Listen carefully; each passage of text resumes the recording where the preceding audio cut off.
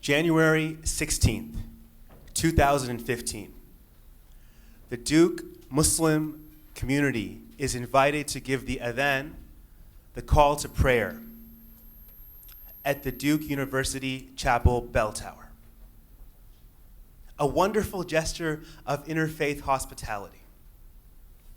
A turn of events occurred when the press release was issued, and Franklin Graham and Fox News teamed up together to issue an ultimatum that if indeed you are alumni and or donors to Duke University, call Duke and tell them to cancel the call to prayer, or we will take away our money. After that, we were inundated with phone calls, emails, site visits by people, God knows from where. International media, local media. We received financial threats, and worse, we received death threats. It was a very intense time. It was at this moment that I had to look inside of my soul and inside of my spiritual tradition to see how am I going to react when the world is looking at you. And I looked into the Quran where God says to repel evil with that which is better. And so we had an interfaith prayer, and an interfaith call to prayer, where 500 Muslims and non-Muslims from campus, outside of campus, came to show support for the Muslim community. That week, the Duke Divinity students came to the Center for Muslim Life 3 times, in person, with tears in their eyes, saying, we're here to do whatever we can to help. And through all of this chaos, some wonderful interfaith opportunities emerged. We didn't see coming. The Duke Divinity students and the Muslim graduate students had an interfaith text study on the story of Abraham and the guest. We invited the Jewish community to come to our Jummah service, and that Friday we also went to their Shabbat service. Interfaith prayer rooms were established in the Duke main library and in one of the dorm rooms. And many other wonderful events occurred from there. Just a little while later, a horrible and very sad incident occurred when 3 young, bright Muslims were murdered at their home. And it still affects our hearts, our minds, and our souls. And it was a moment where Muslims from all over the nation came together, and non-Muslims also came to the funeral as well. And it was in this time, in the first time in 10 years that I've worked with the media, that I saw tears in the eyes of local and national media spokespeople. That perhaps some guilt, perhaps thinking and reflecting that all of the Islamophobic rhetoric that has been spewed out for the past 15 years, maybe more, is causing harm to a people, to a family, and to a community. And through these dark times, there was some light in that a lighthouse project is being built in North Carolina to offer community service. Our 3 winners is what we call them. There's a mosque with that name now being built in North Carolina, and an endowment as well. And the famous basketball player Steph Curry signed his shoes in honor of one of the 3 winners because he found out that he was a great fan of his, and sent those shoes to the family.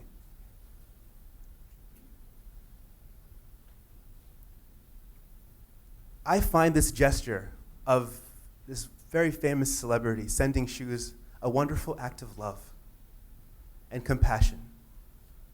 And I want us to look into our spiritual traditions to find that love. When I look into the Quran, in the 49th surah of the Quran, where God says, Ya ayyuhan nas, O humans, not just Muslims, but the entire human race. That he has created us in nations and tribes so that we may know one another, not to ridicule or to destroy one another. And I look into the third surah or part of the Quran, where God addresses the Christians and the Jews specifically. Ya Ahlul Kitab, O people of the book, come to a common kalima, a common word between us and between you all. Not the differences, let's focus on what we have in common. And I also look at the 60th surah of the Quran, where God instructs Muslims that when we're working with non-Muslims, to treat them with justice and righteousness. And the term al-bir, meaning piety, is the same word used in treatment with one's parents.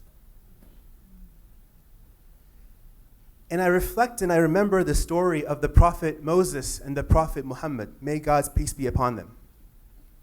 When the Prophet Muhammad ascended into the heavens, and he met with different prophets, and he met with God, and he came down after meeting with God. And then the Prophet Moses asked him, what happened?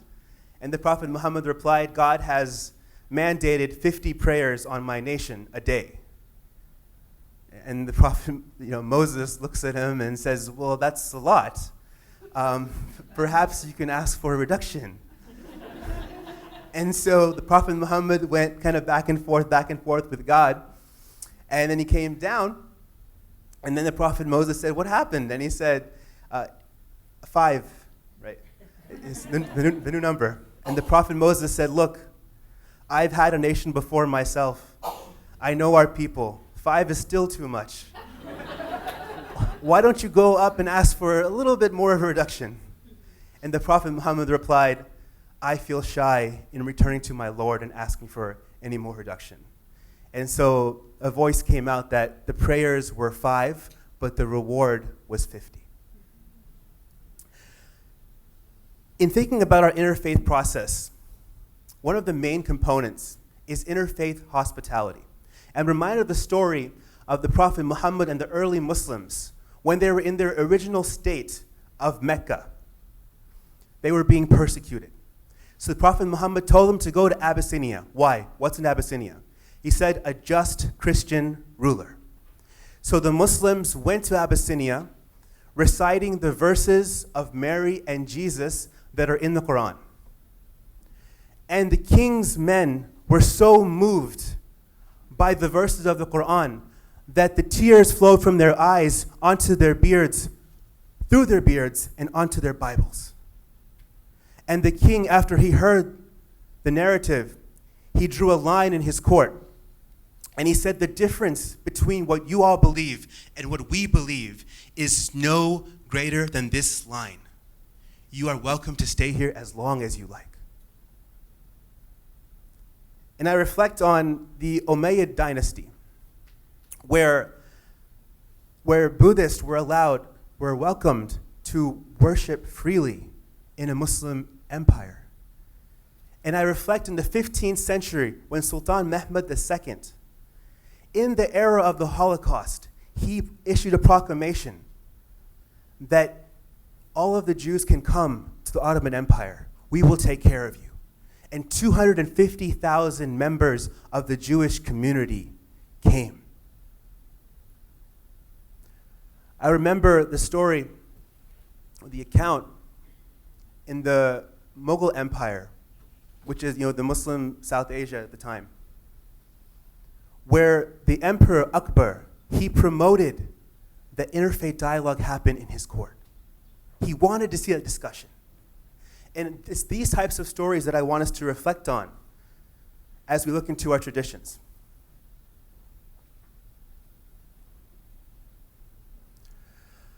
I remember when I was at Baylor University, this was a time where I was learning about my faith. And it was a time where I went to go on a spiritual pilgrimage to the city of Mecca. And this pilgrimage was called Umrah. At this time, I had a spiritual awakening. So I came back to campus with this vigor and to learn about other faiths and build coalitions. And then through this process, learning more and going to work, I went to Hartford Seminary, which was a wonderful place that I wanted to highlight, because people of all different faith groups and backgrounds come together from all over the world to study and learn and live with one another. And I remember one specific incident when I was in New Testament class, and there was a derogatory statement that was brought up about the Prophet Muhammad. A Christian classmate of mine who had studied the life of the Prophet Muhammad was so appalled by this statement. She said, "Muhammad? How can that be? I love Muhammad. He taught the same things that Jesus taught." Right? And it's through this exploration of other faiths that our faiths become stronger. Many times we hear that, oh, if I get into interfaith, it's a watered down industry, or I may lose my faith, or I don't know, it's hesitant, maybe some fear. But in my experiences, the more that we study other people's faiths, the stronger our faiths become. I never saw Moses and Pharaoh have a conversation. I never saw the flood of Noah. I never saw Abraham and his son. But when I see that a good amount of Christians and Jews and Muslims believe that happened, it makes my faith stronger. I want to point out a place that I went, Trinidad. In Trinidad, people from all different cultures come together, from India, from China, and they all settled. And the key here is that they intermarried with one another. And through this intermarrying, it was so hard to point out this person is from this race or that ethnicity, because they all intermarried. So you couldn't figure it out. And that was beautiful, because it becomes very hard to be racist when everybody's intermarrying. Right? But it's something you can't really experience until you experience it. I was invited to go on a fellowship to study the Holocaust in Auschwitz, in England and Poland and Germany, excuse me. And part of this fellowship was to study preventive ethics. The demonization, marginalization, negative coalition building can have disastrous repercussions on a community, especially minorities in your realm. And here I'm in a picture with a Holocaust survivor as well. I went to study Christian-Muslim relations in Oman. And I'm going to highlight two things in Oman. One was that I walked into a Hindu temple, and the Hindus there said that we are free to worship as we like. The Sultan is great to us. And then I walked into a Protestant church that the Sultan of Oman had spent $2 to $3 million of his own budget for the Protestant Christian community. Mind blown. Not just, you're welcome to come here, right, expats, and right, but we're going to buy you a church, right? I think when we're looking at interfaith work, it's so important to build authentic relationships and to be authentic with ourselves.